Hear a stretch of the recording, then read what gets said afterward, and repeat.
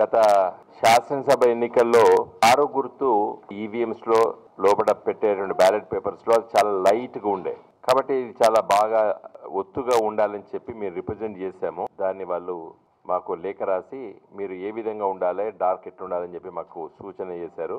దానికి అనుగుణంగా మేము దాన్ని తీర్చిదిద్ది మళ్ళీ సబ్మిట్ చేశాము.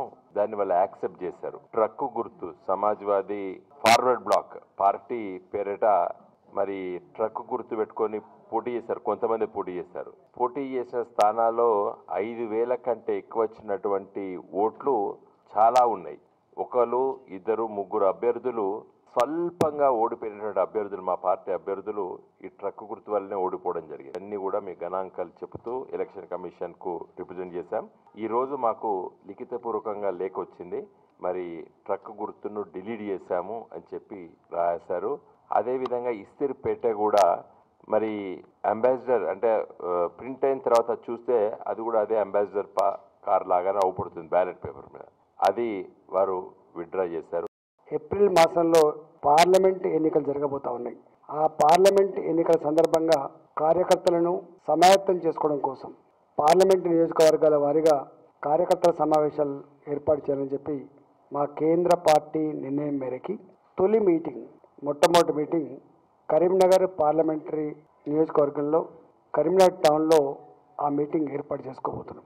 మార్చి 1వ తారీఖు నాడు ఉదయం 10 గంటలకు 10:30కి SRR కాలేజ్ గ్రౌండ్లో 7 నియోజకవర్గాల పరిధిలో 15 నుంచి 20,000 మంది కార్యకర్తలతో ఆ సమావేశం మేము ఏర్పాటు చేసుకున్నాం. 16 పార్లమెంటు స్థానాలని టీఆర్ఎస్ పార్టీ గెలుచుకోవాలనేటువంటి సంకల్పంలో భాగంగా ఇవాళ ఆ నిర్ణయంలో భాగంగానే ఈ సమావేశం. 4 సంవత్సరాల 6 నెలల కాలంలో దేశంలో ఏ రాష్ట్రంలో జరిగినటువంటి గొప్ప గొప్ప కార్యక్రమాలు అమలు జరిగిన రాష్ట్రం తెలంగాణ. మెజార్టీ ప్రజలు తప్పకుండా ఇవాళ టీఆర్ఎస్ పార్టీని గెలిపించే దాంట్లో ఉన్నారు. రేపు రాబోయే కాలంలో సంకీర్ణ రాజకీయాలు మళ్ళీ ఢిల్లీలో రాబోతా ఉన్నాయి. టీఆర్ఎస్ పార్టీ ఢిల్లీలో కూడా కీలకమైన రోల్ పోషిస్తుంది. ఇప్పటికీ అనేక స్కీములకి, అనేక నిర్ణయాలకు తెలంగాణ రాష్ట్రం వైపు చూసే పరిస్థితి వచ్చింది. కాబట్టి దేశంలో ఉన్నటువంటి ప్రజలకు కూడా ఒక విశ్వాసం వచ్చింది. టీఆర్ఎస్ ప్రభుత్వం తీసుకున్న నిర్ణయాల వల్ల మాకు కూడా ఇంత లాభం జరుగుతుందని వస్తుంది. కాబట్టి టీఆర్ఎస్ పార్టీ తప్పకుండా రేపు 16 సీట్లు గెలుచుకొని ఢిల్లీలో తన సత్తా చాటుకొని రాష్ట్ర ప్రయోజనాలను కాపాడుకునే విషయంలో, రాష్ట్రానికి ఎక్కువ నిధులు తీసుకొచ్చే విషయంలో తప్పకుండా మా పాత్ర ఉంటుంది.